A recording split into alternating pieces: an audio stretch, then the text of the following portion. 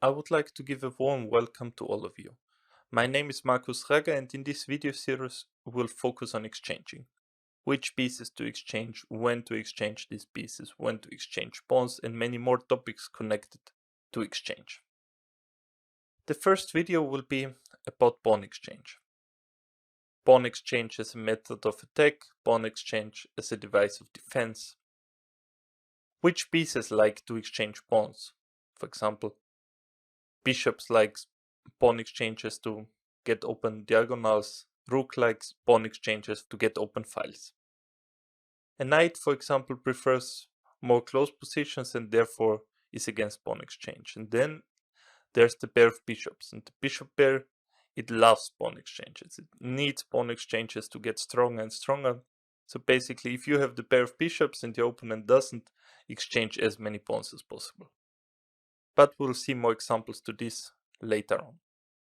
In this first position, which is fairly well known and most of you saw it before, but we can draw many conclusions about pawn exchanges even here. For example, if black plays some careless move like knight g6, then white's idea, play b4, let's say bishop e6, b5. So white wants to open a file, and exactly one file. So the b file to enter there, why only one file? White needs an open file to enter with his rook, but he also wants to keep as many pawns on the board, to keep as many potential weaknesses on the board. So as a defender, on the side where you're attacked, you want to keep the position closed, but if you cannot manage to keep it closed, then you want to exchange as many pawns as possible. This, of course, is only true if we're talking about some attack on the queen side, some strategic attack. If it's on the king side, these general considerations about exchange, they are not so important, because if there's a direct attack to the king, there are even piece sacrifices and pawn sacrifices take place and so on. So these thoughts about exchanging are more of strategic nature and applying these positional kind of attacks. So white wants to open one file, as mentioned. For example, if now rook c8, bc6, bc6, and knight a4 is exactly what white wants. The pawn on c6 is weak, the pawn on a7 is weak, and he has an open file for his rook. So here he succeeded completely in opening exactly one file. From black's point of view, we already know that he cannot stop that one file is open, so he prefers to open as many files as possible and to exchange as many pawns as possible. From the defender, it's like the more pawns you exchange, the less pawn weaknesses he will have, and the higher the drawing chances are. So the correct move is a5. White continues with a3 because anyway he wants this b4, b5 to open one file. And black plays another typical plan. He goes g6, knight e6, knight g7, and bishop f5 to exchange this bishop. So both sides follow their plans. Let's say h3, knight e6, bishop h4, knight g7, b4, takes, bishop f5, takes on f5, knight f5, bishop takes f6, bishop f6, b5, queen a5, bc6, bc6. If we have a glance at this position, we see that black is very close to equalizing. He has only one small weakness on c6, but he is very active along the a file. There are also many pawns exchanged, and his drawing chances are pretty high. If we compare it once to the position we saw just before, with knight on a4, where only one file was opened, we reach a position where white is clearly better, and another one with both files opened is almost equal. So we see from defender he should open as many files as possible to reduce his pawn weaknesses, and the attacker should open exactly as many files he needs to enter the position to attack, so most likely only one. And to keep as many pawns on the board as possible, to keep as many pawns weaknesses as possible. Let's go to the next example. And here we are in an endgame. And even in endgame these principles apply. So the attacker should keep as many pawns as possible to keep his winning chances as high as possible, while the defender should exchange as many pawns as possible. White's plan in this position is to go g4, f4, f5, followed by e4, e5, e6, and to get the passed pawn. This is basically his only try to win this position.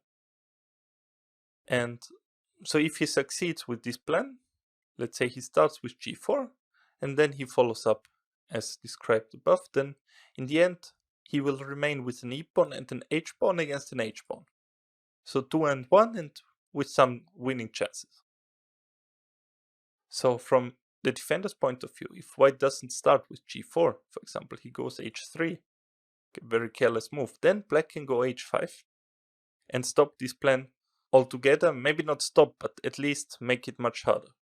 Because if white goes now g4, then there comes hg, hg, and if he follows with this f4, f5, e4, e5, e6, then the g-pawns get exchanged. And after this, even the f-pawns will disappear from the board, and there will only be an e-pawn remaining, and black's drawing chances are extremely high. So even in this very basic endgame, we see these principles applied. White should keep as many pawns as possible on the board to keep his winning chances as high as possible, while black should strive to exchange as many pawns as possible to get a draw. We come to the next example.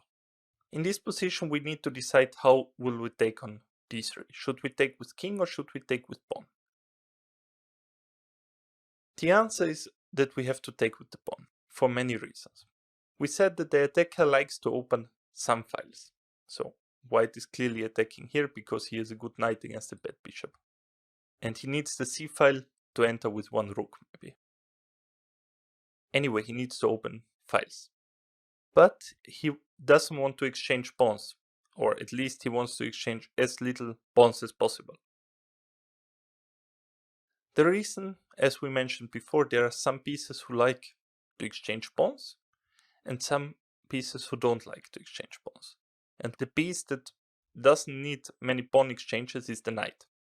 The knight feels very comfortable in a close position if it has a secure place like d4 now, and it extends a lot of pressure to all directions without, there's no need for the knight that the position is open. While on the other hand, the bishop, for example, it needs an open position. It needs at least one open diagonal. Like if the d5 pawn would disappear, then this bishop would become strong. And the same goes for rooks. Rooks need open files. So out of this reason, cd3 was the right move. And let's say if black plays something like king d7, white goes rook f1 with the idea to push f5.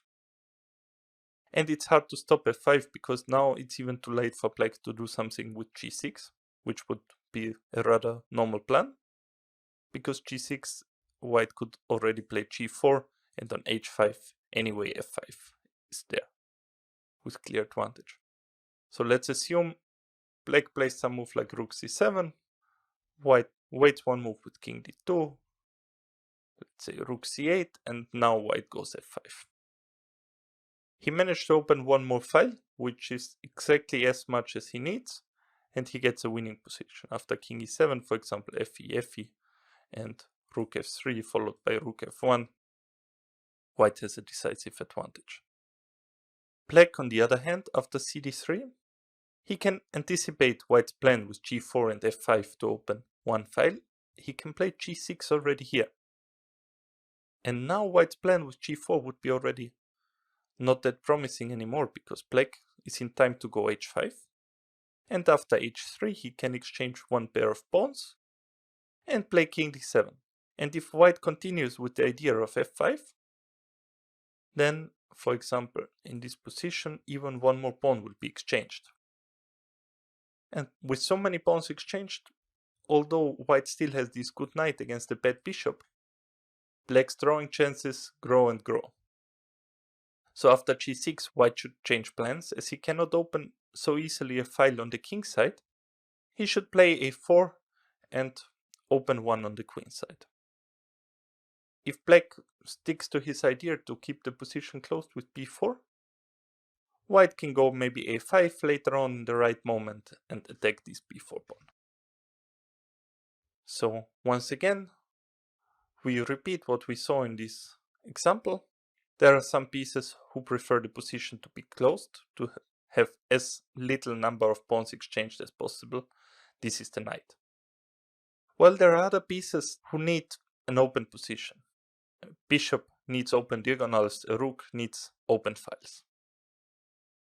And then we saw once more that the attacker needs to exchange one pawn to get an open file.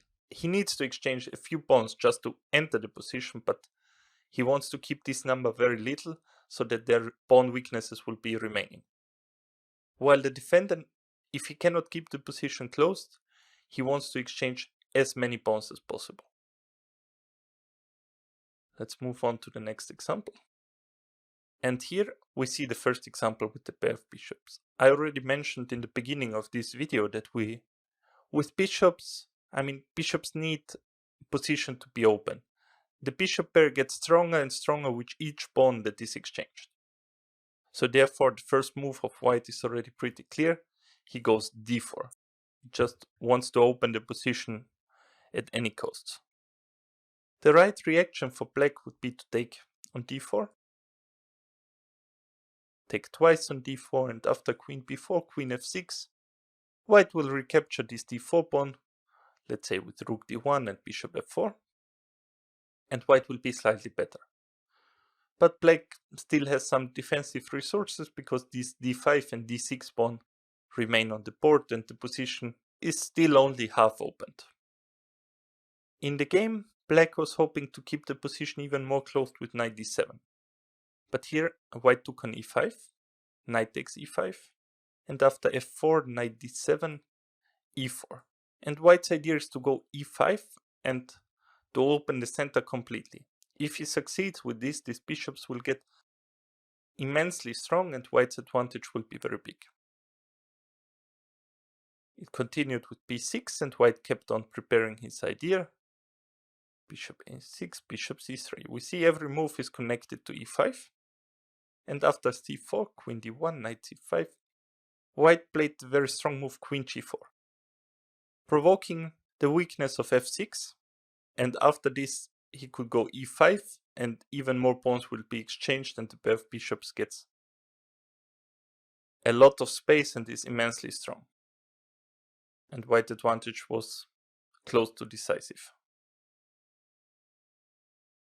This example we saw that with the pair of bishops, white's main goal is to get the position as open as possible. While when you're playing against a pair of bishops, you should keep it as closed as possible. We come to the next example, which is of the same topic. It's black's move. And black has the pair of bishops, but there's only one open file. And from what we saw before, first move of black should be already pretty clear. It's e5. He needs to open the position. Now the d4 pawn is hanging and white doesn't have anything better than to take on e5. And after fe5, white played bishop e1. Finally, stepping out of this unpleasant pin and creating the threat of knight d5. But white is already one move too late and black could go d4. And after e4, e4, knight d2, black of course has to keep the bishop, puts bishop to d6. And we see that now the pair of bishops is much stronger than in the initial position, because there are two pair of pawns disappeared in the center, which clearly benefits the pair of bishops, and they have way more diagonals to play on. They feel much stronger and they feel much more alive. We can quickly compare once the original position, where it may seem that white is very solid and black's advantage is pretty small. But if he succeeds in opening the position, as we saw, his advantage can be really big. On the other hand, if it's in this position white's move, he should try to defend this e5 idea. Maybe he should play king e2, with the idea to protect the bishop on d2 so that e5 is not possible. In this video we saw many things about pawn exchanges. We saw that the attacker should exchange pawns to open files to enter, but he should also exchange only the smallest number of pawns, so just exactly what he needs to enter the position. The defender should exchange as many pawns as possible, because if there are less pawns on the board, there are less pawn weaknesses, and less pawn weaknesses means bigger drawing chances.